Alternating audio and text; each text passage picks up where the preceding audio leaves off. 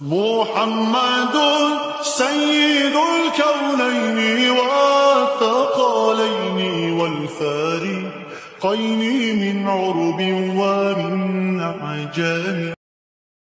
ایک صحابی حضرت ابو طلحہ انصاری رضی اللہ تعالیٰ عنہ، یہ وہ صحابی ہیں مدینہ طیبہ میں حضور اکرم صلی اللہ تعالیٰ علیہ وسلم ان کی بڑی تعریف فرماتے تھے. جنگ حنین میں جہاں بڑے بڑے مجاہدین کے پاؤں اکھڑ گئے تھے، جنگ حنین ایک سخت جنگ ہے جس میں مسلمانوں پر بہت سخت مسئلہ آ گیا تھا، پاؤں پیچھے ہٹانے کا معاملہ تک آ گیا تھا. اس وقت بھی حضرت ابو طلحہ رضی اللہ تعالیٰ عنہ ڈٹے رہے اور تنہا اپنے ایک ہاتھ سے 20 کافروں کو انہوں نے مارا تھا، 20 لوگوں کو مارا تھا.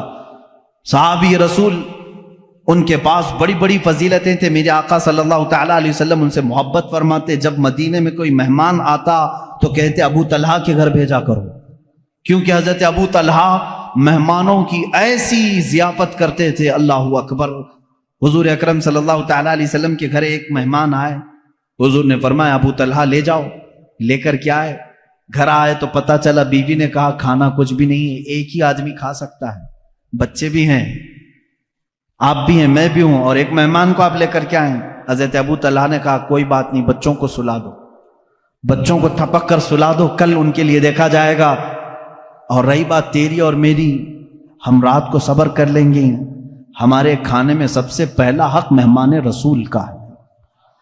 کون ہے جو اپنے گھر کی ایک کھانے کی مقدار کو آئے ہوئے مہمان کے لیے دے دے؟ اپنے بچوں کو سلا دیا، بیوی سے کہہ دیا، لیکن مہمان کو یہ بات معلوم ہونے نہ پائے کہ میرے گھر میں صرف ایک آدمی کا کھانا ہے. کہا دسترخوان بچھانا، کھانا رکھنا، لیکن اے میری شریک حیات چراغ بجھا دینا، چراغ گل کر دینا. ان کی بیوی نے دسترخوان پر کھانا رکھنے کے بعد چراغ بجھا دیا، چراغ بند ہو گیا، اندھیرا رہا. حضرت ابو طلحہ نے مہمان کے سامنے کھانے کی برتن آگے کی، کہا آپ کھاتے رہے، میں بھی کھا رہا ہوں. آپ نے صرف منہ چلایا اور مہمان کو پیٹ بھر کر کھانا کھلایا. یہاں تک کہ صبح ہوئی. جب رات مہمان نے ابو طلحہ کے گھر گزاری، صبح ہوئی، رسول کریم صلی اللہ تعالیٰ علیہ وسلم کے پاس آپ آئے. میرے آقا صلی اللہ تعالیٰ علیہ وسلم نے مسکرایا اور ان کا استقبال کیا. ابھی کچھ بات ہوئی نہیں. حضور اکرم صلی اللہ علیہ وسلم نے فرمایا ابو طلحہ جبرائیل آئے تھے کل رات تمہارے گھر، جو ہوا مجھے بتا کر گئے ہیں کہ اللہ تبارک و تعالیٰ نے تمہارے لیے جنتی دسترخوان بچھایا ہے جو اپنے حبیب کے مہمان کو اپنے گھر میں ذرا وقت کے لیے شرمندہ ہونے نہیں دیتا. مولا اس ابو طلحہ کو کبھی زندگی میں شرمندہ نہیں کرے گا. یہ میرے آقا کی دعا تھی. اس ابو طلحہ رضی اللہ تعالیٰ عنہ کی بات میں کروں. مدینہ طیبہ کے قریب میں ان کا ایک باغیچہ تھا. یہ ایک دو صحابہ نہیں جو باغیچے رکھتے تھے، بڑے بڑے رئیس صحابہ بھی ہیں. اس میں سے حضرت ابو طلحہ انصاری رضی اللہ تعالیٰ، ان کے باغیچے کی خصوصیت یہ تھی کہ انہوں نے الگ الگ قسم کے درخت لگائے تھے، ورنہ مدینے میں سب کھجور کے درختوں والے باغیچے. ان کے باغیچے میں رنگ برنگے پھول بھی ہوتے تھے. ایک دن نماز پڑھ رہے تھے اپنے باغیچے میں، ایک پرندہ آیا اور بیٹھا. بڑا باغیچہ تھا اور ان کے باغیچے کو لوگ دیکھنے کے لیے آتے تھے. ابو طلحہ رضی اللہ تعالیٰ عنہ کے ایک پرندہ آیا نماز پڑھنے کے وقت، اور وہ بڑا خوبصورت پرندہ تھا. اس کی آواز بھی میٹھی تھی. وہ ایک ڈالی سے دوسری ڈالی، دوسری ڈالی سے تیسری ڈالی، اس طرح سے اچھل کود کر رہا تھا. آپ کو وہ بڑا اچھا لگا. آپ نماز کے حالت میں ہی اس کی طرف متوجہ ہو گئے. ہوتا ہے تھوڑی سی آواز آئے سب کی گردن پھر جاتی ہے، انسانی فطرت کا تقاضا ہے. حضرت ابو طلحہ رضی اللہ تعالیٰ عنہ اس پرندے کی آواز کی طرف متوجہ ہو گئے. یہاں تک کہ ظہر کی نماز تھی غالباً، اس کی آواز میں ایسا متوجہ ہو گئے کہ بھول گئے کتنی رکعت ہوئی تھی، 2 پڑھے تھے کہ 3 پڑھے تھے. آپ کو شک ہو گیا کہ میری 2 رکعت ہوئی کہ 3 رکعت ہوئی. پرندے کے چہچہانے نے مست کر دیا. پھر آپ نے سلام پھیرا، اپنی نماز پھر دوبارہ مکمل کر لی. دوڑتے ہوئے میرے آقا صلی اللہ علیہ وسلم کے پاس آئے. کہا یا رسول اللہ صلی اللہ علیہ وسلم، آپ کی بارگاہ میں خبر دینے آیا ہوں. آپ کو معلوم ہے میرا سب سے حسین باغیچہ ہے مدینے کے گرد و نواح میں. کہا ہاں معلوم ہے. حضرت ابو طلحہ نے کہا یا رسول اللہ صلی اللہ علیہ وسلم، آج میں اسی باغیچے میں نماز پڑھ رہا تھا، ظہر کے وقت ایک پرندہ چہچہانے لگا، میرا خیال اس طرف ہو گیا. کہا کیا ہوا پھر؟ کہا اس کی طرف اتنا متوجہ ہو گیا کہ میں نماز میں اپنی رکعت بھول گیا، لیکن یا رسول اللہ صلی اللہ علیہ وسلم بعد میں نے اپنی نماز کو درست کر لیا، لیکن آپ کی بارگاہ میں آج اس لیے آیا ہوں آپ گواہ ہو جائیں اس پورے باغیچے کو میں نے صدقہ کر دیا۔ کہا پورا اتنا قیمتی باغیچہ؟ کہا میں اس باغیچے کو رکھنا نہیں چاہتا جو مجھے میرے رب کی عبادت میں خلل پیدا کرے۔ میں اگر وہاں نہ گیا ہوتا، نہ وہ پرندہ آیا ہوتا، پورے درختوں کے باغیچے کو انہوں نے صرف اس بات پر وقف کر دیا، صدقے میں دے دیا۔ یہ وہ صحابہ ہیں جنہوں نے کبھی اس بات کی پرواہ ہی نہیں کی۔ ایک بار میرے آقا صلی اللہ تعالی علیہ وسلم محفل میں بیٹھے، ایک صاحب شکایت لے کر کے آئے، ایک صحابی ہیں وہ شکایت لے کر کے آئے، یا رسول اللہ صلی اللہ تعالی علیہ وسلم میرا مدینہ طیبہ میں گھر ہے اور گھر کے آنگن میں کچھ درخت ہیں، میرا پڑوسی اس کے بھی آنگن میں کچھ درخت ہیں، یا دونوں کے چھوٹے چھوٹے باغیچے تھے، میں بیچ میں دیوار بنا رہا تھا، دیوار بنانے کے بیچ میں ایک درخت آ گیا ہے، میں اپنے پڑوسی سے کہہ رہا ہوں کہ وہ درخت تو مجھے دے دے، میری دیوار سیدھی ہو جائے گی۔ ہوتا ہے کبھی کبھار، وہ درخت بیچوں بیچ آ گیا، باؤنڈری وال میں کمپاؤنڈ بنا رہے تھے، بیچ میں آ گیا ہے، لیکن تھا وہ پڑوسی کا۔ اس صحابی نے اس سے کہا تو اس پڑوسی نے کہا میں نہیں دوں گا۔ انہوں نے کہا بیچ دے ایک درخت، میرے کمپاؤنڈ کے اندر آ جائے گا۔ اس نے کہا وہ بھی نہیں کروں گا۔ ان کی دیوار ایسے لے کے جانا پڑتا، ٹیڑھی ہو جاتی۔ حضور اکرم صلی اللہ علیہ وسلم کے پاس وہ آ کر کہنے لگے اس کا مسئلہ میں کیا کروں؟ اللہ کے نبی صلی اللہ تعالی علیہ وسلم نے اس پڑوسی کو بلایا، کہا کہ میرے اس صحابی کی دیوار سیدھی ہو جائے تو ایک درخت اسے دے دے۔ کہا نہیں دوں گا میں۔ میرے آقا صلی اللہ علیہ وسلم کے فرمانے کے بعد بھی اس نے نہ کہا۔ پھر اس کے بعد حضور صلی اللہ علیہ وسلم نے فرمایا میں تجھے بتا دوں کہ تو وہ ایک درخت میرے اس صحابی کو دے گا، اللہ تجھے جنت میں ایک ایسا درخت دے گا جس کے نیچے گھوڑا 100 سال دوڑے گا، اس کے سائے کے نیچے 100 سال دوڑے گھوڑا، اتنا بڑا درخت تجھے جنت میں دے گا اللہ۔ اس کو کیا ہے، منافقت تھی، اس نے کہا نہ نہ نہ مجھے نہیں چاہیے، مجھے نہیں چاہیے اس جنت کے وعدے کو۔ حضور اکرم صلی اللہ تعالی علیہ وسلم خاموش ہو گئے۔ محفل میں جو صحابہ بیٹھے تھے جیسی حضور سے جنت کی تعریف سنتے تھے وہ مچل جاتے تھے۔ ایک صحابی کھڑے ہو گئے، حضرت ابو دحداح رضی اللہ تعالیٰ عنہ۔ ابو دحداح کھڑے ہوئے کہا یا رسول اللہ صلی اللہ تعالی علیہ وسلم اگر میں وہ درخت خرید کر کے اس صحابی کو دے دوں تو وہ فضیلت مجھے بھی ملے گی جو آپ نے اس پڑوسی کو بتایا ہے؟ میرے آقا صلی اللہ علیہ وسلم نے فرمایا ابو دحداح ہاں تجھے بھی ملے گی۔ یہ ابو دحداح کون ہے جانتے ہیں؟ اللہ اکبر، مدینے کے بڑے امیر آدمی، بلکہ مدینے کی مارکیٹ میں اگر سب سے اعلیٰ قسم کی کھجور کہیں ملتی تھی تو ابو دحداح کے باغیچے کی تھی۔ ان کے کھجوریں لینے کے لیے لوگ انتظار میں رہتے تھے، بکنگ پہلے ہوتی تھی۔ حضرت ابو دحداح کا ایسا بڑا باغیچہ تھا اوالی مدینہ، جہاں کی کھجوریں سب سے مہنگی امپورٹ ہوتی ہوں گی، ایکسپورٹ ہوتی ہوں گی، اس زمانے میں ایکسپورٹ کی جاتی تھی، یعنی شام یمن تک جاتی تھی۔ حضرت ابو دحداح کا باغیچہ پورے مدینے میں مشہور تھا۔ وہ آئے اس شخص کے پاس جو درخت نہیں دے رہا تھا، کہا اے بندے تو مجھے جانتا ہے؟ کہا ابو دحداح تمہیں بھلا مدینے کا کون آدمی نہیں جانتا؟ کہا میرا باغیچہ جانتا ہے؟ کہا ہاں کیوں نہیں۔ اس باغیچے کی خصوصیت یہ، وہ خود بولنے لگا، وہ منافق، کہ ابو دحداح تیرا باغیچہ مدینے کا سب سے قیمتی باغیچہ ہے، اس کی کھجوریں لینے کے لیے لوگ انتظار میں کھڑے رہتے ہیں، اور پلس اس میں یہ ہے کہ انہوں نے ایک بڑا بہت ہی عالیشان گھر بنایا تھا اس باغیچے کے اندر، اور اسی میں ایک کنواں بھی تھا جو میٹھے پانی کا تھا، ایک نہر جاری کر دی تھی، ایک بہت حسین و جمیل ماحول اس باغیچے کے اندر تھا۔ وہ منافق خود کہہ رہا ہے مجھے معلوم ہے تمہارے باغیچے کو۔ حضرت ابو دحداح نے کہا میں وہ پورا باغیچہ دیتا ہوں، وہ ایک درخت دے گا؟ اس نے کہا یہ کیا پاگل پن ہے، ایسی بھی کوئی بات ہو سکتی ہے؟ ابو دحداح کا باغیچہ اور میرا ایک درخت، وہ بھی کمپاؤنڈ کے بیچ میں آ رہا ہے۔ حضرت ابو دحداح سے اس نے کہا کیا یہ بات تو ہوش و حواس میں کہہ رہا ہے؟ کہا جب بھی رسول پاک کے پاس ہوتے ہیں مکمل اعتماد کے ساتھ بات کرتے ہیں۔ یہاں دنیا کا اللہ کا سب سے آخری رسول موجود ہے، یہ میرے گواہ ہیں. اس نے کہا فوراً دے دو. حضور صلی اللہ تعالیٰ علیہ وسلم سے انہوں نے کھڑے کھڑے تجارت کر دی. کھڑے کھڑے وہیں پر اس منافق نے کہا میں نے ایک درخت بیچ دیا. حضرت ابو دہدہ نے کہا میں نے اپنا پورا باغیچہ تجھے بیچ دیا. ہو گئی بات. ابو دہدہ آئے. باغیچے میں گھر بھی تھا, بیوی بھی تھی, بچے بھی تھے, سامان بھی تھا. دروازے پر کمپاؤنڈ کے باہر کھڑے باغیچے کے پکارنے لگے اپنی بیوی کو, ام دہدہ میں نے یہ باغیچہ آج بیچ دیا ہے. عورتوں کے معاملات تو معلوم ہوں گے آپ کو, اپنے مردوں کی کوئی چیز بیچنے کہاں دیتی, لیکن وہ صحابیہ تھی. اندر سے کہتی ابو دہدہ تم بڑے تاجر آدمی ہو, کچھ بھی سودا کرو گے تو فائدے کے بغیر تو نہیں کرو. مجھے یقین ہے کوئی نفع کی تجارت کر کے آئے ہوگے. نفع کی. ابو دہدہ نے کہا ہاں بالکل تو نے صحیح گمان کیا, میں نے نفع کی ہی تجارت کی ہے. ام دہدہ نے کہا بیچ دیا. کہا ہاں جلدی سے اپنا سامان اٹھا اور باہر نکلا, اب ہماری ملکیت میں نہیں ہے یہ باغیچہ, اب ہماری ملکیت میں نہیں. وہ جلدی جلدی سامان اٹھانے لگی اور دروازے پر ابھی آئی نہیں تھی. پوچھا کتنے میں بیچا, کتنے میں بیچا.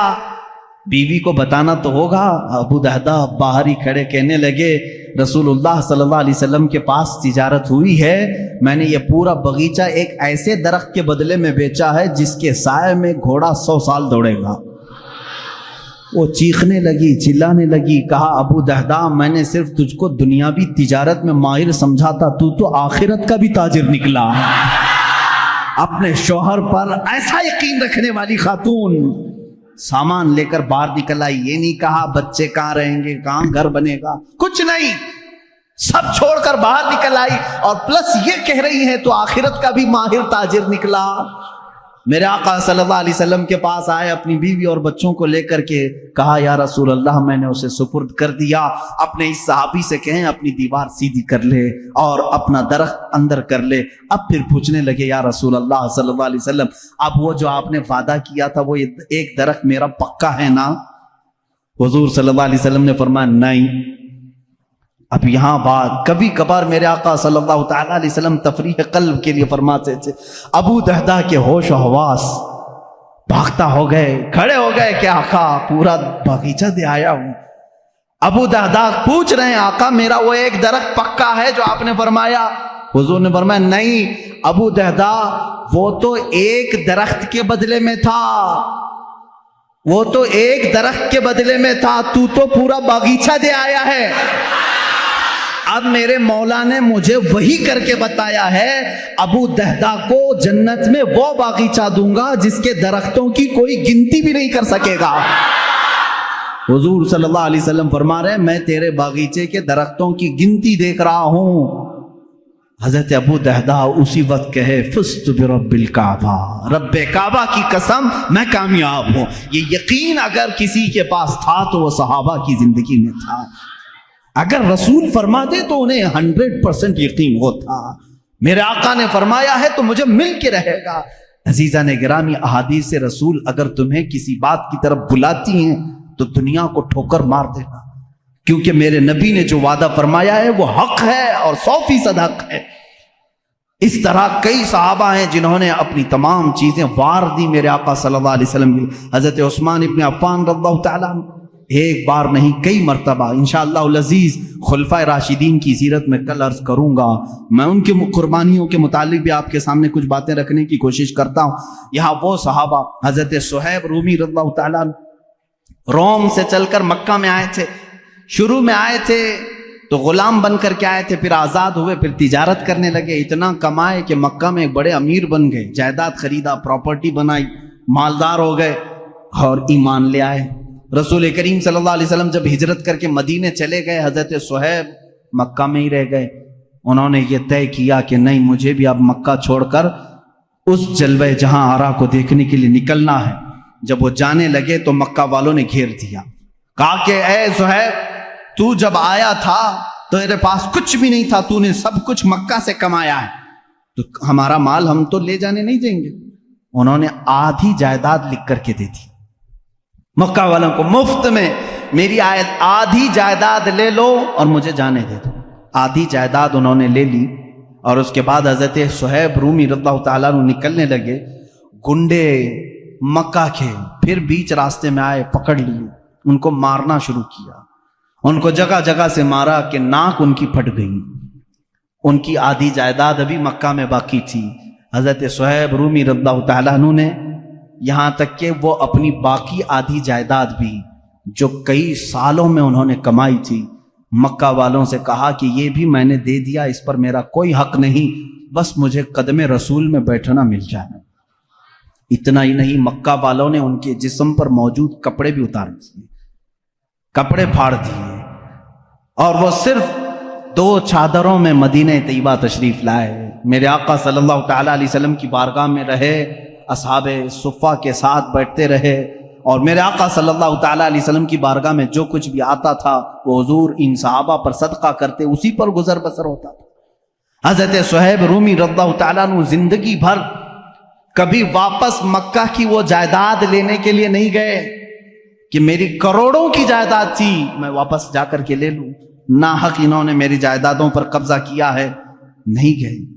عزیزان گرامی، اس طرح سے حضرت عبداللہ ذوالبجادین رضی اللہ تعالیٰ عنہ، ایک صحابی عبداللہ ذوالبجادین، ان کے ساتھ بھی یہی ہوا۔ یہ نوجوان تھے، حسین و جمیل تھے، اور جب یہ نکلنے لگے تو ان کے ساتھ بھی ایسا ہی ہوا کہ ان کو ان کے ماں باپ نے، ان کے گھر والوں نے اتنا مارا، ان کے جسم سے کپڑے نکال دیے، اور یہ میرے آقا صلی اللہ تعالیٰ علیہ وسلم کی بارگاہ میں پہنچے۔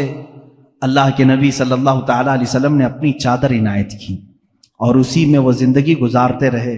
حضرت عبداللہ ذوالبجادین، بجادین، بجاد کہتے ہیں چادر کو، 2 چادریں پہن کر کے وہ پوری زندگی گزارتے رہے، پوری زندگی بھر، یہاں تک کہ مقام تبوک آیا۔ جب جنگ تبوک ہونے لگی، عبداللہ ذوالبجادین کہنے لگے یا رسول اللہ صلی اللہ علیہ وسلم صرف میرے لیے دعا کریں، اللہ مجھے شہادت کی موت عطا کرے، بس میری ایک ہی خواہش ہے۔ میرے آقا صلی اللہ علیہ وسلم نے فرمایا عبداللہ اگر اب تیری راستے میں بھی موت آئے تو تجھے شہید ہی کہا جائے گا، تجھے شہادت کی موت ہوگی۔ ہوا ایسی ہی، تبوک کے راستے میں جب گئے ان کو تیز بخار آیا حضرت عبداللہ ذوالبجادین کو۔ اسی رات حضرت عبداللہ ذوالبجادین کی بخار کی گرمی اتنی بڑی کہ میرے آقا صلی اللہ تعالیٰ علیہ وسلم سفر میں ہیں، سفر کی حالت میں میرے آقا ان کے پاس آئے، ان کا سر لے کر کے اپنی گود میں رکھا۔ یہ عبداللہ ذوالبجادین ہے، وہ کہتے ہیں یا رسول اللہ صلی اللہ علیہ وسلم مجھے ایسا لگتا ہے میری زندگی کی لمحات کم ہو گئے، مگر یہ سر رکھنے کے لمحات طویل ہو جاتے تو کیا اچھا ہوتا۔ اللہ کے نبی صلی اللہ علیہ وسلم ان کا سر اپنے زانوں پر رکھے ہیں، اور اسی اثنا میں وہ میرے آقا کے چہرے کو دیکھتے رہے، ان کی روح نکل گئی۔ حضرت ابو بکر اس میں تھے، حضرت عمر تھے وہاں پر، حضرت عباس تھے، یہ صحابہ دیکھ کر رشک کرنے لگے۔ عبداللہ ذوالبجادین یہ واحد صحابی ہے جس نے حضور کی گود میں دم توڑا ہے۔ میرے آقا صلی اللہ تعالیٰ علیہ وسلم کے زانو اقدس پر اتنا ہی نہیں، رسول کریم صلی اللہ تعالیٰ علیہ وسلم نے فرمایا اس کو کفن کوئی اور نہیں دے گا، میں دوں گا۔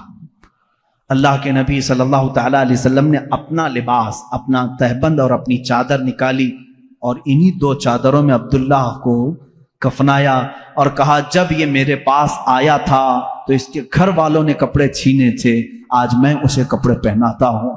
اور اسی کفن میں جب ملبوس کیا، اللہ کے نبی صلی اللہ تعالیٰ علیہ وسلم قبر پاک میں خود اترے اور اپنے سینے سے ان کو لگا کر نیچے اتارا۔ یہ عبداللہ ذوالبجادین رضی اللہ تعالیٰ، اس وقت صحابہ رشک کر رہے تھے۔ حضرت عمر کہتے ہیں کاش اس وقت میری موت ہوئی ہوتی۔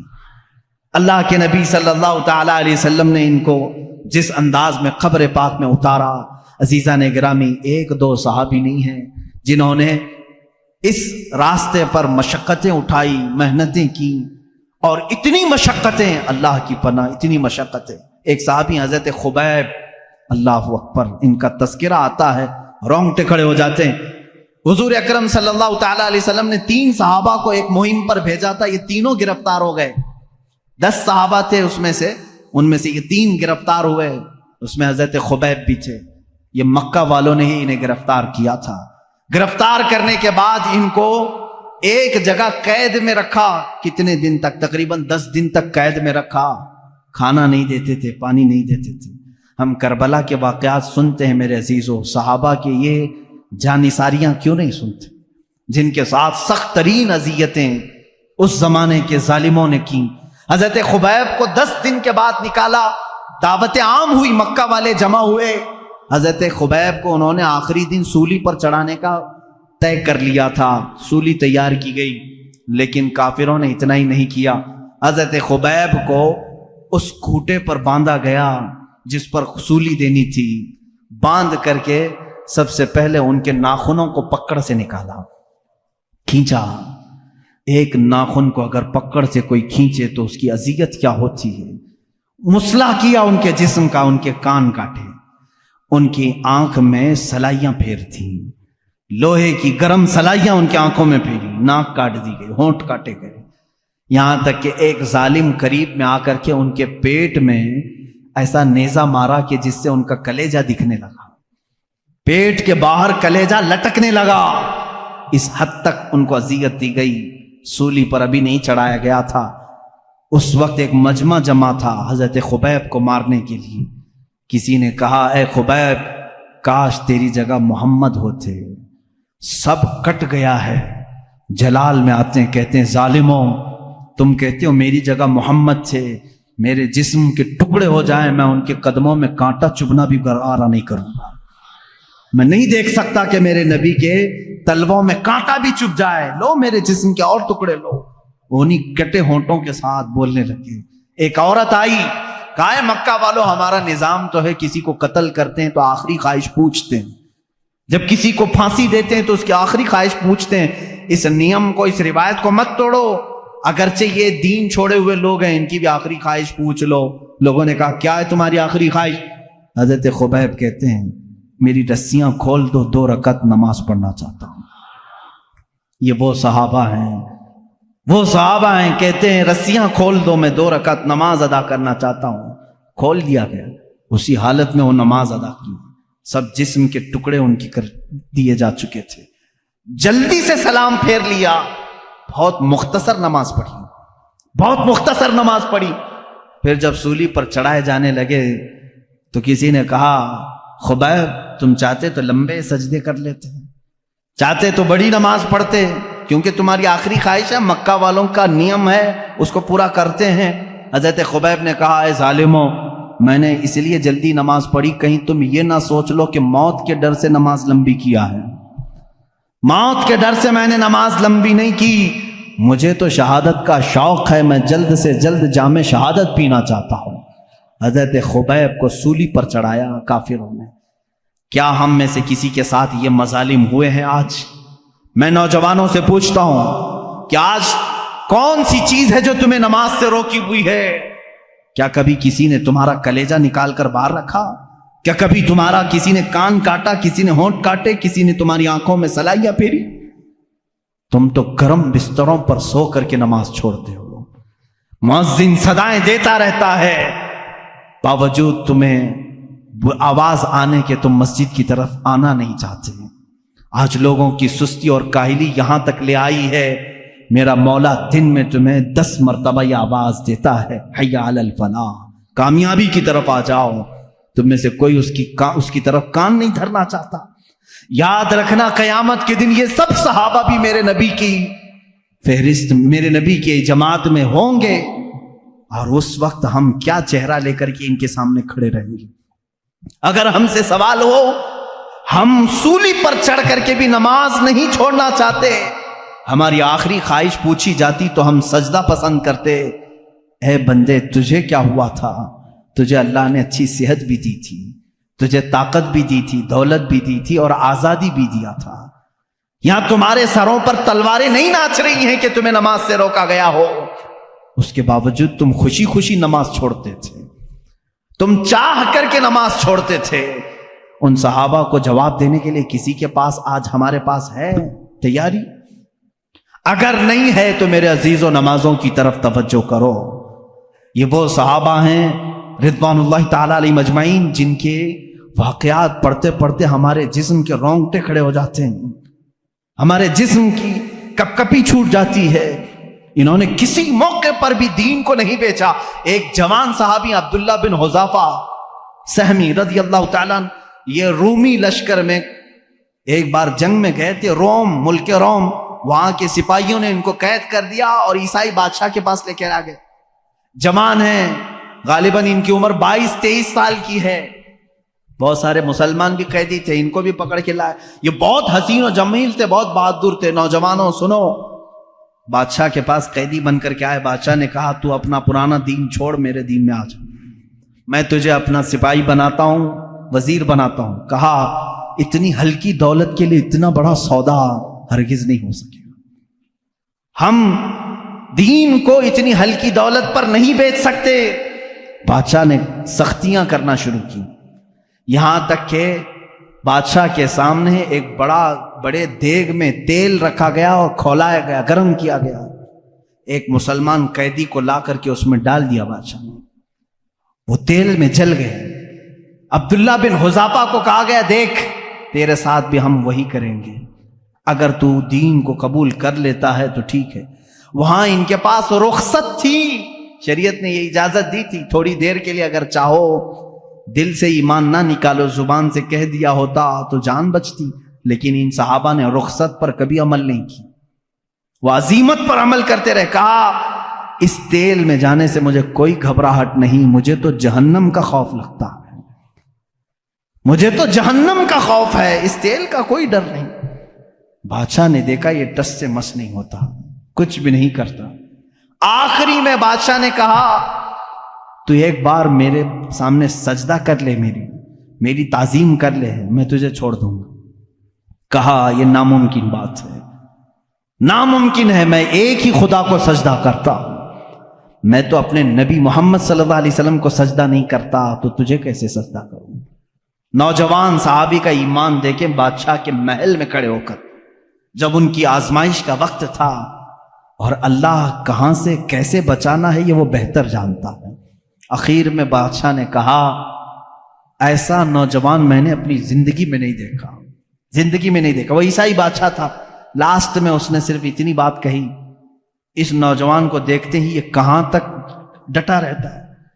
اخیر میں اس نے یہ آپشن دیا کہ ایک بار تو میری پیشانی کو چوم لے، میں تجھے چھوڑ دوں گا. کہا میرے سارے ساتھی مسلمانوں کو، کہا سب کو چھوڑ دوں گا. حضرت عبداللہ بن حذافہ نے کہا ایک بار پیشانی چوم لینے سے کیا ہے. وہ گئے اور اس کی پیشانی کو چوما، اور بادشاہ نے صرف اتنی بات پر ان کو بھی آزاد کیا، پورے مسلمان قیدیوں کو بھی آزاد کیا. جب وہ مدینہ لوٹ آئے، حضرت عمر فاروق رضی اللہ تعالیٰ عنہ کو یہ واقعہ سنانے لگے. حضرت عمر اپنے خلافت کے تخت سے اتر آئے، کہا اے عبداللہ لاؤ تمہارا ماتھا میں چومتا ہوں. یہ وہ لوگ ہیں جو دین کو کہیں بیچنے نہیں جاتے تھے، کہیں دین کا سمجھوتا کرنے نہیں جاتے تھے. آج منافقین کی بہت لمبی ایک جماعت تیار ہو رہی ہے. حکومتوں کا تیور دیکھ کر کے جو بدل جاتے ہیں یہ منافق، ان سے اپنے دامن کو بچائے رکھو. جنہوں نے ہماری مسجدیں بیچ دی، جنہوں نے ہمارے عبادت گاہیں بیچ دی چند سکوں پر، چند ٹکوں پر، یہ وہ لوگ ہیں جو آخرت کا سودا کر چکے ہیں دنیا کے بدلے. میرے عزیزوں، صرف نام مسلمان رکھ لینا کافی نہیں ہے. مسلمان وہ ہے جو اپنا سب کچھ اللہ اور اس کے رسول کے لیے بیچ دیتا ہے، اپنی جان تک وہ قربان کرتا ہے. صحابہ کی باتیں آج مجھے کہنا اس لیے بھی ضروری تھا کہ اگر ہم ان کے تذکرے نہ سنائیں تو کیا پہاڑی چوہوں کے واقعات سناؤں آپ کے سامنے، بھیڑ بکریوں کے واقعات سناؤں، لومڑی کتے کے واقعات سناؤں جو آج بہت سارے سیلیبس کی کتابوں میں بھرے ہوئے ہیں. اپنے بچوں کو اگر واقعات سناؤ تو بلال حبشی کے سناؤ کہ یہ کبھی نہ ڈرے. اگر اپنے بچوں کو سناؤ واقعات تو حضرت خبیب کے واقعات سناؤ، حضرت سلمان فارسی رضی اللہ تعالیٰ عنہ کے سناؤ کہ جنہوں نے پوری زندگی تلاش رسول میں ختم کر دی تھی. جانتے ہیں یہ 3 بار بکے ہیں. حضرت سلمان فارسی پہلے مجوسی باپ کے بیٹے تھے، آگ کی پوجا کرتا تھا ان کا باپ. وہ عیسائیوں کو دیکھ کر کے ان کو اچھا لگا، عیسائی بن گئے. ملک شام میں عیسائی بن کر رہے، پوری تعلیم حاصل کی، لیکن وہ اچھے عیسائیوں کے شاگرد تھے، ایمان والے.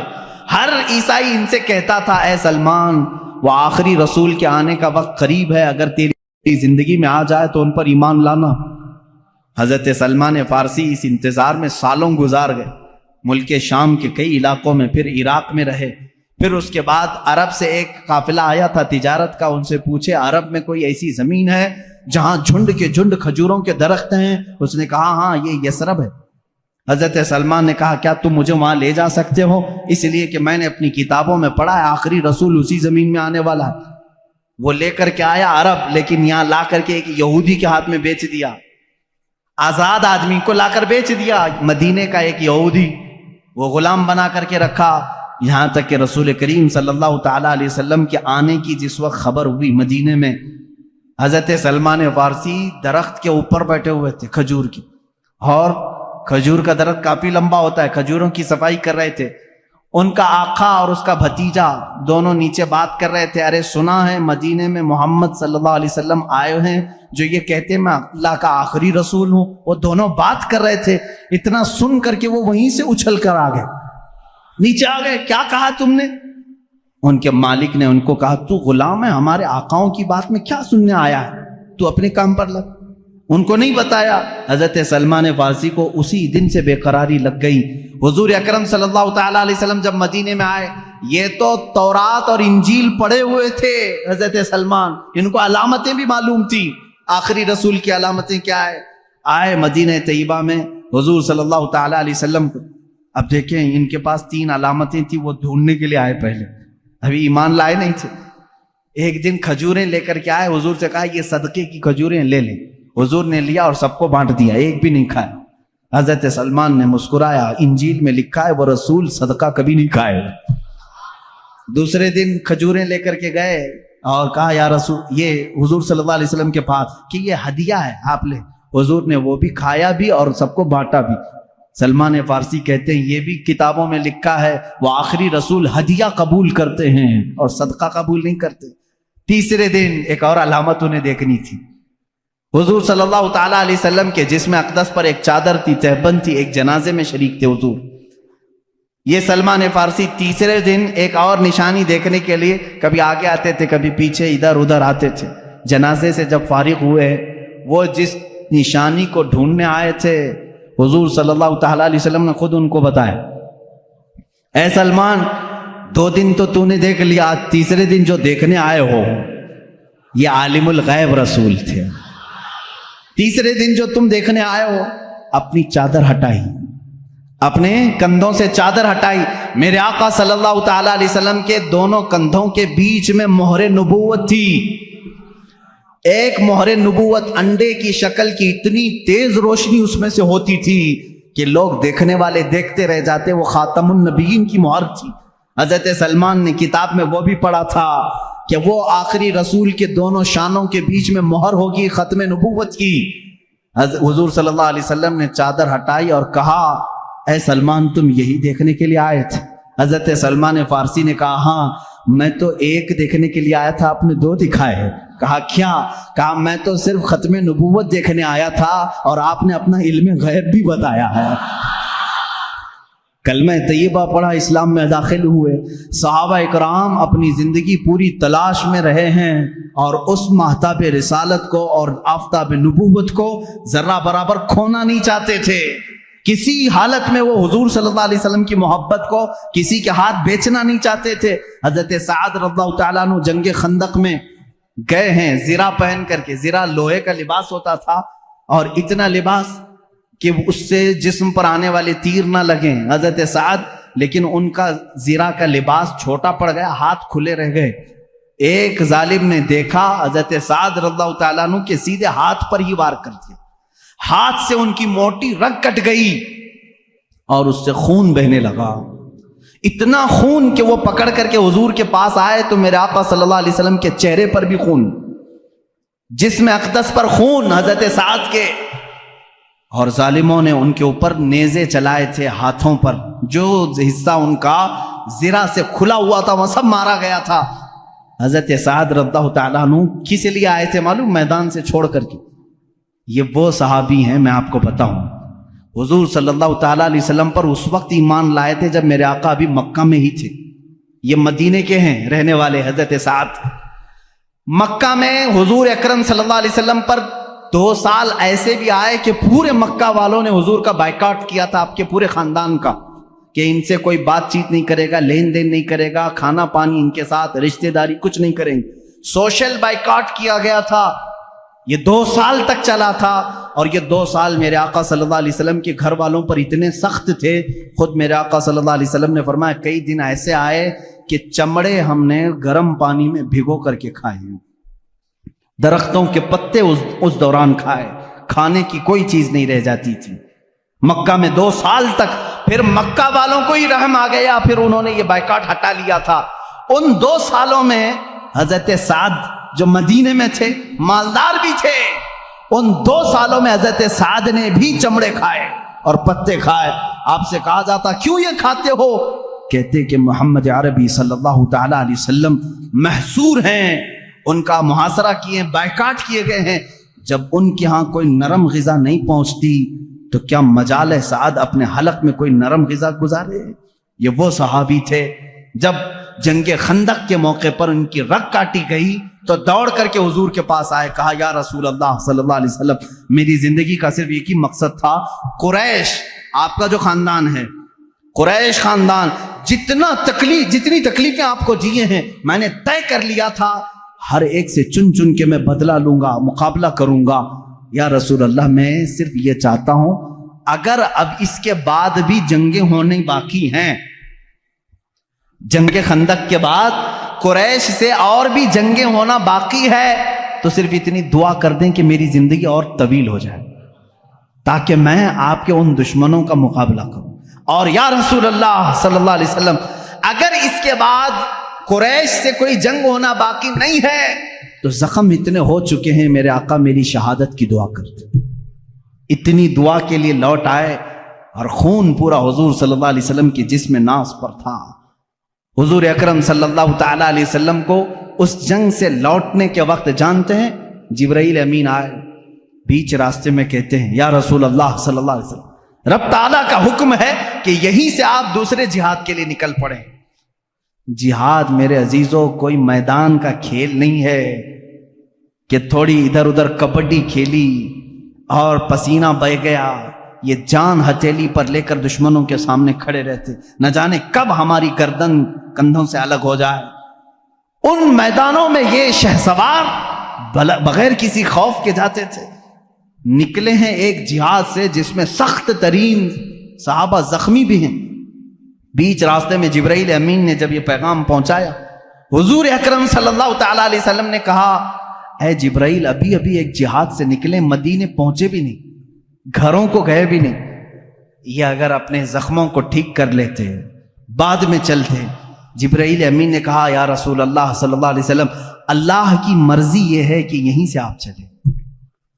میرا مولا بھی ان صحابہ اکرام کے ایمان کو اس طرح امتحانات سے گزارا ہے. اللہ کے رسول صلی اللہ علیہ وسلم نے فرمایا میں اپنے صحابہ سے پوچھ لوں. ظاہر سی بات ہے جہاد میں چلنے والے یہ صحابہ ہیں.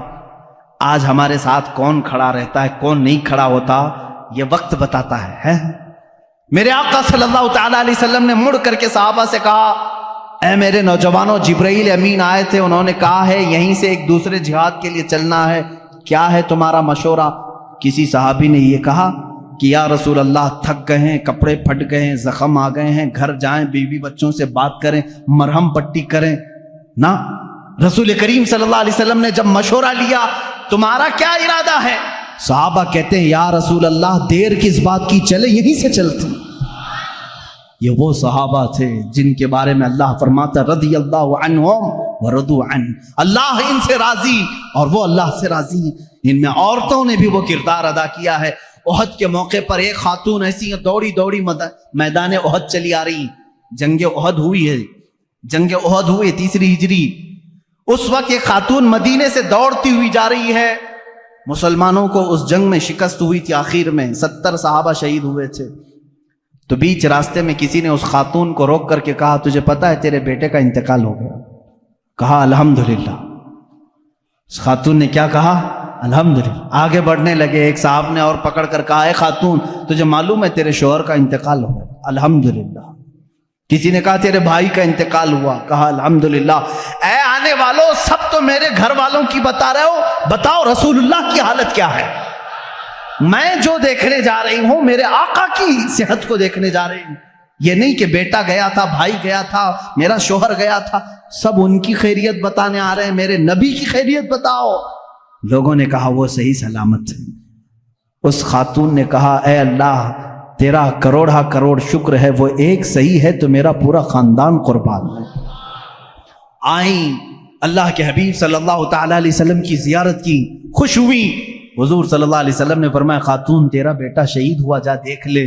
وہ کہتی ہیں یا رسول اللہ اگر آپ کا حکم ہے تو میں دیکھتی ہوں، اگر آپ کا حکم ہے تو میں دیکھتی ہوں۔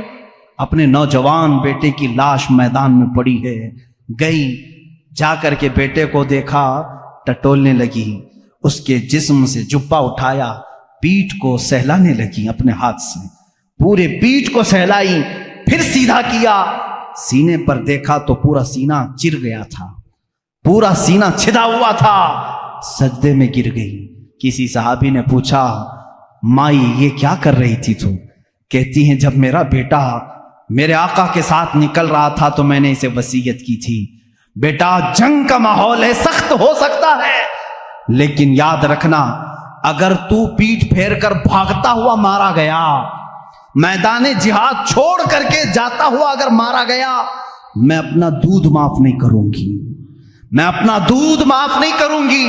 اس وقت تک تیرے قدم جمے رہنا چاہیے جب تک تیرے نبی پر کوئی آنچ نہ آئے، جب تک تیرے نبی کی حفاظت ہوتی رہے۔ میں نے یہ وصیت کی تھی، لیکن اللہ کا شکر ہے میں نے سب سے پہلے آ کر میرے بیٹے کی پیٹھ کو ہی دیکھا۔ اللہ کا شکر ہے میرے بیٹے کی پیٹھ پر ایک بھی تیر نہیں ہے، جتنا بھی یہ کھایا ہے سب سینے پر کھایا ہے۔ یہ وہ خواتین تھیں جنہوں نے بچے پیدا کیے تھے رسول اللہ کے دین کے لیے۔ آج مائیں بچوں کے پاؤں کی بیڑیاں بن جاتی ہیں، روکتی کہاں جا رہا ہے؟ بچہ اگر تھوڑا سدھرنے کی بات بھی کرے، ارے چھوڑو مولانا لوگوں کی صحبت میں، کہاں کیا مولوی بننے جا رہا ہے؟ داڑھی چہرے پر تیرے کب سے آنے لگ گئی؟ کیا مولانا لوگوں کے ساتھ بہت زیادہ بیٹھ رہا ہے؟ یہ خواتین کا آج دور ہے۔ کیوں؟ یہ وہ مدینے کی خواتین نہیں ہیں، یہ تو 24 گھنٹوں میں سے 18 گھنٹے سیریل دیکھنے والی ہیں۔ یہ وہ ہیں جو فلموں کی دل دادا ہیں، ان کی نظروں میں آئیڈیل کوئی اور ہے۔ لیکن اے نوجوانوں، اگر میری باتیں خواتین سنتی بھی ہیں، ان سے بھی میں کہوں گا اگر ذرا برابر بھی ایمان ہے تو اپنے گھروں میں حسنین جیسے بچے پیدا کرو، ان کی تربیت حسن و حسین جیسی ہو، اس لیے کہ پھر تمہیں فاطمہ زہرا کے ساتھ جنت میں جانے کا شرف بھی ملے گا۔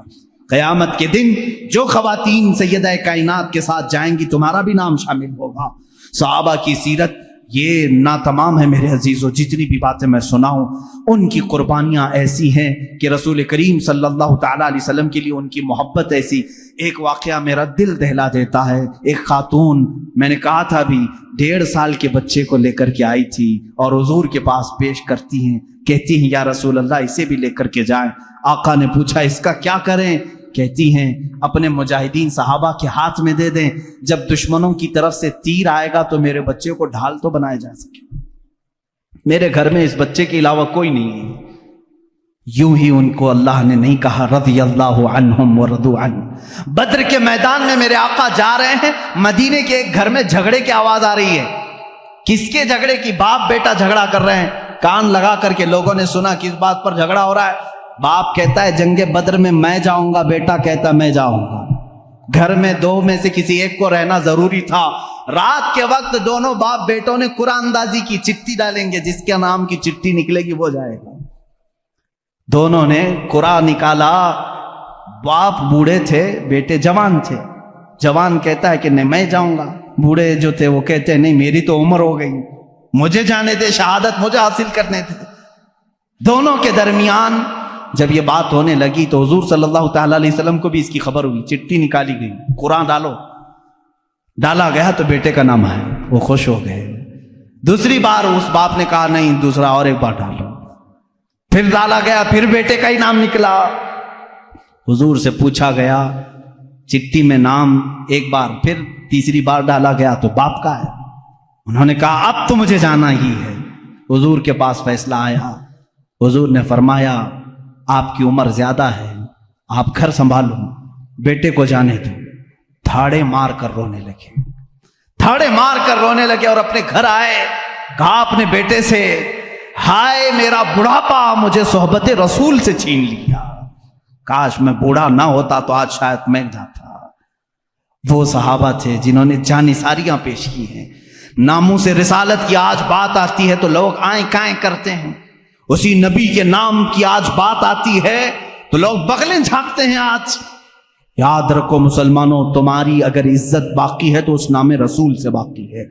اگر تم نے ناموس رسالت پر پہرا دینا چھوڑ دیا، دیکھ لینا تمہارے ساتھ وہ حشر ہوگا کہ تمہارے جسموں کے چھیتڑے اچھالے جائیں گے، تمہارے گھروں کی ماں اور بہنوں کو بازار میں لا کر کے یہ بیچ دیں گے، اس لیے کہ اس امت کے ساتھ وہی حشر ہوگا جو اپنے نبی کی عزت کے لیے پہرا نہیں دے سکتی۔ یاد رکھنا، میں کہتا ہوں میرے ہر بچے کو یہ عہد کر لینا چاہیے، میری جان بعد میں، عزت رسول پہلے مقام پر ہے، میرے نبی کی ذات پہلے مقام پر ہے۔ ایک صحابی ہیں، ان کے ساتھ تو ایسا بھی ہوا کہ ان کی ماں کوستی تھی ان کو، وہ ایمان نہیں لائی تھی، وہ صحابی ایمان لائے تھے۔ وہ کہتی تھی، بیٹھ کر کے مکہ میں بیٹھ کر کہتی تھی، جب تک وہ میرے پاس واپس نہیں آئے گا میں سر پہ کنگھی نہیں کروں گی، گھر میں اندر نہیں جاؤں گی، دھوپ پہ بیٹھی رہتی تھی۔ وہ ماں کو چاہتے بھی تھے، دل بھر آیا کیا کروں، ماں کو دیکھوں کہ اس طرف رسول پاک کو۔ اخیر میں مکہ سے ابو جہل اور کئی لوگ آئے، آ کر کے کہا، سمجھایا تیری ماں مر جائے گی، دھوپ میں بیٹھی ہے، کنگھی نہیں کروں گی، ایسی قسمیں کھائی۔ اس صحابی نے کہا، میں ماں کو بہت چاہتا ہوں، بہت عزت دیتا ہوں، لیکن جاؤ اس سے کہہ دو اپنے سر میں کنگھی بھی کرے اور چھاؤں میں بیٹھ جائے، اس لیے کہ اس کی قسم ٹوٹ جائے گی مگر مجھ سے دامن رسول نہیں ٹوٹے گا، نہیں چھوٹے گا۔ یہ وہ صحابہ ہیں جو حضور صلی اللہ تعالی علیہ وسلم کے لیے کوئی بھی چیز چھوڑ سکتے تھے، ہر چیز، اپنے بچے، اپنا مال، اپنی اولاد، اپنا گھر، اتنے سارے واقعات میں تمہارے سامنے رکھا کس لیے؟ آج جب دین کی ضرورت آئے گی، ایک میرا جملہ سن کر کے جائیں۔ جب کبھی شریعت نے کیا حکم دیا؟ شریعت نے حکم یہ دیا ہے کہ جب تم پر کوئی آفت آئے، تمہاری جان پر، جیسے بیماری آ گئی، بہت بڑی بیماری آ گئی، تو کیا کرتے ہیں ہمارے بزرگان دین؟ صدقہ دے دو، ہیں؟ صدقہ دے کر اپنی جان بچاؤ۔ بکرا صدقہ دیا، مرغا صدقہ دیا، مال صدقہ دیا، گیہوں خیرات کیا، کچھ بھی صدقہ دو، کیونکہ صدقہ آئی ہوئی بلاؤں کو ٹالتا ہے، یہ حدیث پاک میں۔ اب میری بات سنو، جب تمہاری جان پر کوئی آفت آئے تو صدقہ دے کر کے جان بچا لو، اور جب دین پر کوئی آفت آئے اپنی جان دے کر کے دین کی حفاظت کرو۔ ایمان اور دین کے لیے اب کیا چیز دینا ہوگا؟ جان دے کر کے اپنا دین بچاؤ۔ اور یہاں میں سمجھتا ہوں کوئی یزیدی نہیں بیٹھا ہے، سب حسینی ہیں، اور ہر حسینی یہ جانتا ہے جب اسلام پر کوئی بات آئے تو اپنا گھر بھی میدان میں لایا جاتا ہے، اپنی گردن بھی لائی جاتی ہے، اپنے 6 ماہ کا بچہ بھی لایا جاتا ہے، اپنی عورتیں بھی لائی جاتی ہیں۔ یہ نہیں دیکھا جاتا کہ میرے بعد میرے گھر کا کیا ہوگا، میری بیویوں کا کیا ہوگا، میری بہنوں کا کیا ہوگا، میرے بچوں کا کیا ہوگا، نہیں دیکھا جاتا۔ حسینی وہ ہے جو صرف یہ دیکھتا ہے اگر میری گردن جاتی ہے جائے، لیکن شریعت مصطفیٰ پر آنچ نہ آنے پائے۔ اسی لیے کہا ہے قتل حسین اصل میں مرگ یزید ہے، اسلام زندہ ہوتا ہے ہر کربلا کے بعد۔ تم جان کے کٹنے کے بعد کبھی فکر نہ کرنا۔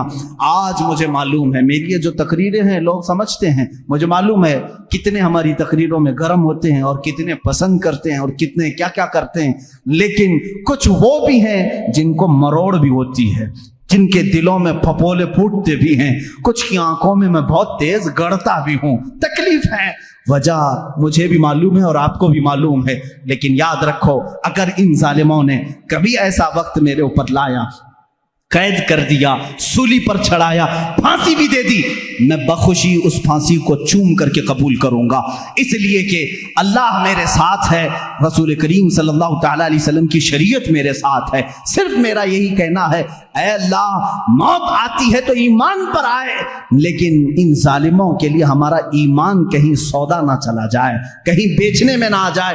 ان کی باتوں پر عزیزان گرامی آج حالات ایسے ہیں، ان صحابہ کے معاشرے کو زندہ کرنے کی ضرورت ہے۔ وہ صحابہ اپنی جانیں کیسے قربان کیے۔ ایک جوان ہے، ایک جوان یہودی کا بیٹا ہے، یہودی کا بیٹا ایک بار جلوہ رسول کو دیکھا، فدا ہو گیا، باپ مارنے لگا، کہا دوبارہ جانا مت، کبھی جانا مت۔ نوجوان ہے، نوجوان ہے، باپ نے کہا دوبارہ کبھی جانا نہیں محمد کو دیکھنے کے لیے، لیکن وہ حسرت کہاں سے جائے جو ایک بار جلوہ رسول کو دیکھ لے۔ جس کا دل بدلنا ہوتا ہے مولا بدل چکا ہوتا ہے۔ یہودی گھر میں ہے، باپ نے زنجیریں باندھ دی ہاتھ پر پیروں پر، ماں نے بھی سختی کی، دروازے بند رکھے جاتے۔ اس حال میں اس نوجوان کو بیماری پکڑ لی، گھر سے باپ بھی نہیں بھیجتا، ماں بھی نہیں بھیجتی، بیمار ہو گیا، زنجیریں کھولی۔ اکلوتا بیٹا تھا یہودی ماں باپ کا، لیکن کٹر دشمن رسول تھے، نہیں جانے دیتے تھے۔ نوجوان بیمار ہو گیا، بیمار کا علاج بھی کرایا گیا، حکیم آئے، طبیب آئے، لیکن بیماری بڑھتی ہی گئی، بڑھتی گئی، اس لیے کہ یہ وہ بیماری ہے جس کا علاج بھی نہیں ہے۔ اعلیٰ حضرت رضی اللہ تعالیٰ عنہ نے فرمایا ہے، جان ہے عشق مصطفیٰ روز فزوں کرے خدا، جس کو ہو درد کا مزہ نازے دوا اٹھائے کیوں، پھر کے گلی گلی تباہ ٹھوکریں سب کی کھائی کیوں، دل کو جو عقل دے خدا تیری گلی سے جائے کیوں۔ یہ وہ صحابہ کا درد تھا۔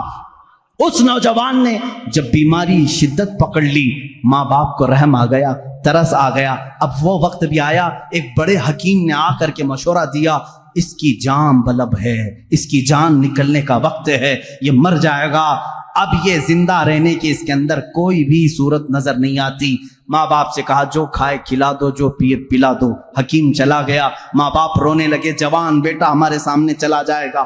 اس کے پاس آئے، پوچھنے لگے بیٹا اتنا بیمار ہو گیا، معاف کر دے، ہم نے تیرے ساتھ سختیاں کی تھی، لیکن تو خوش ہو جا، تو کیا چاہتا ہے، کیا کھانا چاہتا ہے، کیا پینا چاہتا ہے؟ اس نوجوان نے کہا ایک بار محمد عربی کا چہرہ دیکھنا چاہتا ہوں صلی اللہ تعالی علیہ وسلم۔ وہ ایمان لایا ہوا نہیں ہے، ایمان لایا ہوا نہیں ہے۔ اس باپ نے کہا اس کی تو حد ہو گئی، مرنے کے قریب آیا پھر بھی کہتا ہے اس کو دیکھوں گا۔ ماں نے روتے ہوئے کہا ایک بار تو بیٹے کی مان لو، کہہ دو محمد صلی اللہ علیہ وسلم کو دیکھنے کی اجازت دی جائے۔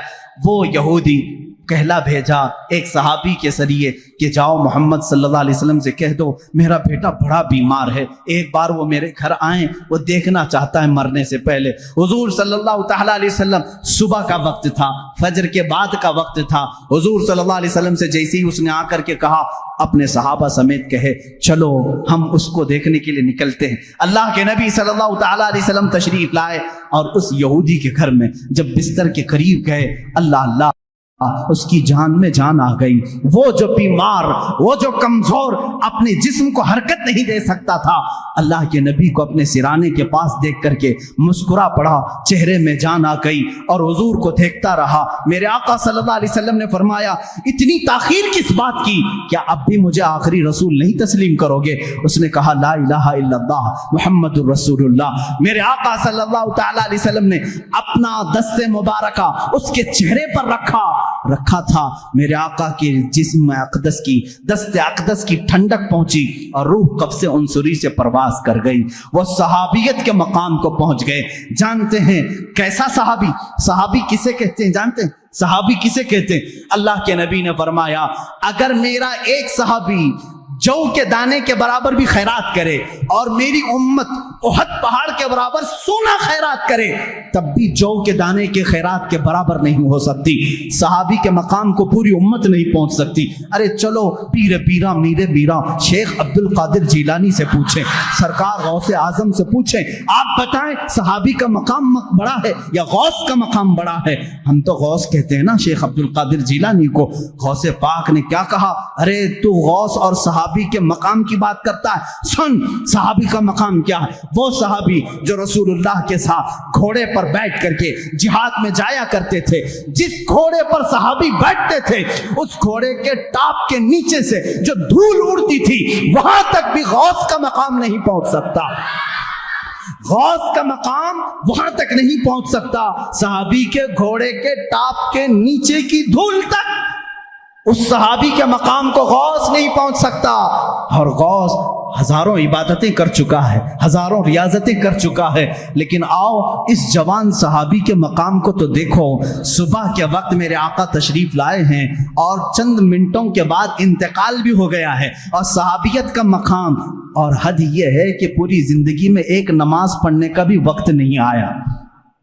فجر سے ظہر کے بیچ میں ایمان لائے، فجر سے ظہر کے بیچ میں ایمان لائے اور دنیا سے چلے بھی گئے، اور مقام کون سا حاصل کیا؟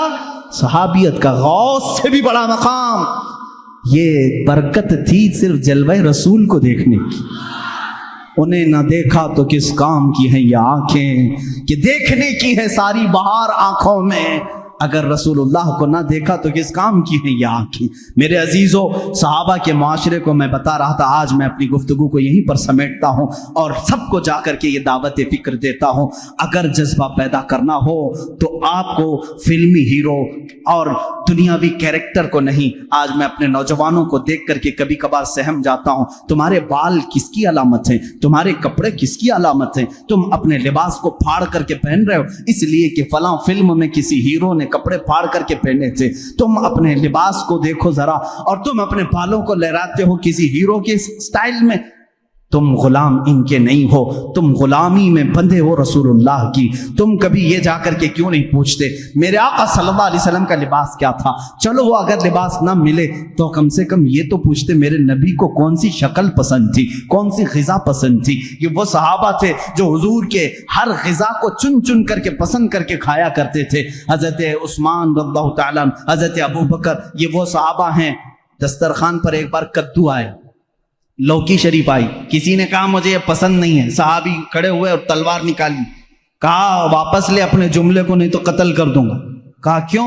کدو نہ کھائیں گے تو قتل کریں گے۔ کہا نہ کھانا نہ کھا، لیکن یہ نہ کہہ کہ پسند نہیں، اس لیے کہ یہ کدو میرے نبی کو پسند ہے، میں برداشت نہیں کر سکتا اس چیز کو۔ وہ صحابہ کا ایمان تھا۔ صدیق اکبر کے بیٹے کہتے ہیں میں کافروں کی طرف سے آیا تھا جنگ بدر میں، آپ حضور کی طرف سے آئے تھے، بعد میں وہ ایمان لائے۔ وہ بیٹے کہتے ہیں آپ 3 بار میری تلوار کے نیچے آ گئے تھے لیکن میں مارا نہیں، آپ باپ تھے۔ صدیق اکبر کہتے ہیں قسم خدا کی اگر تو ایک بار بھی آتا تو میں کاٹ دیتا، اس لیے کہ تو آیا تھا دشمنان رسول کے ساتھ۔ یہ صحابہ کا ایمان تھا۔ حضرت عمر رضی اللہ تعالیٰ عنہ راستے سے جا رہے ہیں، ایک بار درخت کے نیچے سے اپنا امامہ اس پہ لٹکانے لگے، اچھل اچھل کے گھوڑے پر بیٹھے۔ لوگوں نے کہا یہ کیا ماجرا ہے، امامہ لٹکا رہے ہیں اس پر۔ حضرت عمر کہتے ہیں ایک بار میں نبی کے ساتھ یہاں سے جا رہا تھا، یہ درخت کی ٹہنی تھوڑی نیچے لٹک رہی تھی، میرے آقا کا امامہ اس میں الجھ گیا تھا، حضور کا امامہ کھل گیا، میرے آقا نے پھر سے اس کو باندھا اور چلے گئے۔ آج میں یہاں سے گزر رہا تھا، ٹہنی اوپر ہے، لیکن میں چاہتا تھا کہ نبی کی ادا پر عمل کر لوں، حضور کی ایک ادا بھی چھوٹنے نہ پائے۔ امام احمد بن حنبل ہیں، کہتے ہیں مجھے تربوز بہت پسند تھا، کلنگڑ بہت پسند تھا، اور میں نے سنا ہے کہ حضور نے بھی کھایا ہے، میرے آقا صلی اللہ علیہ وسلم نے بھی تناول فرمایا، لیکن زندگی بھر خالی دیکھتے تھے اور کھائے نہیں۔ پوچھا لوگوں نے کیوں نہیں کھاتے، آپ کو معلوم ہے، آپ کو بھی اچھا لگتا ہے، حضور نے بھی کھایا ہے۔ کہتے میں انتظار میں ہوں، حدیث ڈھونڈ رہا ہوں، ابھی تک حدیث نہیں ملی حضور نے اس کے کتنے ٹکڑے کر کے کھائے تھے۔ یہ ان کا ایمان تھا۔ میرے عزیزو، حضور صلی اللہ تعالیٰ علیہ وسلم کی ایک عطا بھی ان سے چھوٹنے نہ پاتی تھی۔ آج ہماری زندگی بھی دیکھ لو، ہمارے اپنے جسم، کیا کوئی ہم سے یہ کہے گا یہ ترجمان رسول ہے، یہ محمد عربی صلی اللہ علیہ وسلم کا غلام ہے؟ تمہاری ذات میں وہ چیزیں کہاں چلی گئیں؟ آج دنیا پھر تم سے دیکھ رہی ہے، پوری دنیا کو آج پھر سے ثابت کر کے بتاؤ، جو جان مانگو تو جان دے دیں، جو مال مانگو تو مال دے دیں، مگر یہ ہم سے کبھی نہ ہوگا نبی کا جاہو جلال دیتے۔ ہم اپنے نبی کی امانتوں کے سفیر ہیں، ہم امین ہیں اپنے نبی کے اخلاق کے۔ اپنے بچوں کو سکھاؤ، کہانیاں وہ نہیں، میرے نبی کی محبت کی کہانیاں سناؤ۔ رسول اللہ سے صحابہ جو ٹوٹ کر کے چاہتے تھے، محبت کرتے تھے، وہ واقعات سناؤ، پھر دیکھنا تمہارا بیٹا کبھی بزدل نہیں پیدا ہوگا، کبھی بزدل نہیں ہوگا۔ آج ہمارے معاشروں سے شعر غائب ہو گئے، صرف ناموں کے شعر رہ گئے، اس لیے کہ تربیت ان کی صحابہ کے گھروں کی طرح نہیں ہوتی۔ وہ بدر کے میدان کے وہ دو شہزادے کہاں ہیں؟ معاذ اور معوذ 13 سال کی عمر کے ہیں، 13 سال کی عمر کے ہیں، اور کیا کیا انہوں نے؟ دو چھوٹے نوجوانوں نے، اوروں نے اگر جہل کو مارا، ان بچوں نے ابو جہل کو مارا، ابو جہل کو مارا۔ اس میں سے ایک شہزادے ہیں معاذ، انہوں نے قتل کیا تھا ابو جہل کو، تاریخ میں رقم ہوگا۔ ایک کسان صحابی کے بیٹے تھے یہ دو، 13 سال کی عمر کے، دونوں بھائی ہیں، دونوں نے گرا کر کے مارا سردار قریش کو۔ ابو جہل کے آخری الفاظ کیا تھے معلوم ہے؟ وہ کہتا ہے مجھے غم ہے اس بات کا کہ مجھ جیسا سردار ایک کسان کے بچوں سے مارا جا رہا ہے، مجھے موت کا ڈر نہیں۔ لیکن اس صحابی کے درجے کو دیکھو، جذبے کو دیکھو۔ حضرت معاذ، ان کے کندھے پر ایک کافر نے تلوار مار دی، کندھا لٹک کر کے چمڑی سے لٹک گیا، مونڈھا کٹ گیا، بغل کی چمڑی سے لٹک گیا، لیکن اس شہزادے کا جوش ٹھنڈا نہیں۔ دوسرے ہاتھ میں تلوار لی، ہاتھ لٹک لٹک کے سامنے آتا تھا، بائیں ہاتھ سے میدان میں آتے تھے۔ 13 سال کا بچہ ہوتا کیا ہے؟ 13 سال کی عمر کا بچہ بائیں ہاتھ میں تلوار لے کر کے آ رہا ہے۔ صحابہ کہتے ہیں ایک منظر ہم نے یہ بھی دیکھا کہ اس 13 سالہ بچے نے بیچ میدان میں اپنا یہ ہاتھ اپنے پیر کے نیچے دبا کے کھینچ کے نکال دی جو چمڑی سے لٹک رہا تھا، اور پکار کر کے کہا مجھے اس ہاتھ کی ضرورت نہیں جو اللہ کی رضا میں خلل اندازی کر رہا ہو۔ بار بار لٹک کر کے باہر آتا ہے۔ کبھی تم نے یہ سوچا کہ مجھ سے اور میرے رب سے کون سی چیزیں ہیں جو مجھے روک کر کے رکھی ہیں؟ کون سی وہ چیزیں ہیں جو خلل اندازی کر رہی ہیں مجھے رب کی عبادت کرنے سے؟ یہ انٹرنیٹ ہے، یہ گانے بجانے ہیں، کیا تمہیں روک نہیں رکھے مسجدوں سے؟ وہ بچے نے ہاتھ توڑ کے نکال دیا، لٹک رہا ہے، مجھے اللہ کی رضا حاصل کرنے میں خلل پیدا کر رہا ہے۔ تم نے اپنے کانوں سے گانے تک نہیں نکالے آج تک۔ آج میں سمجھتا ہوں اس محفل میں عہد کر کے جاؤ، یا رسول اللہ میں ٹوٹ کر کے آپ سے محبت کرتا ہوں، میں اس جماعت میں ہونا چاہتا ہوں قیامت کے دن جس جماعت کو میرا مولا یہ کہے یہ وہ امت کے غیور نوجوان ہیں جنہوں نے اپنے کانوں کو دنیا کے گانوں سے بچایا تھا،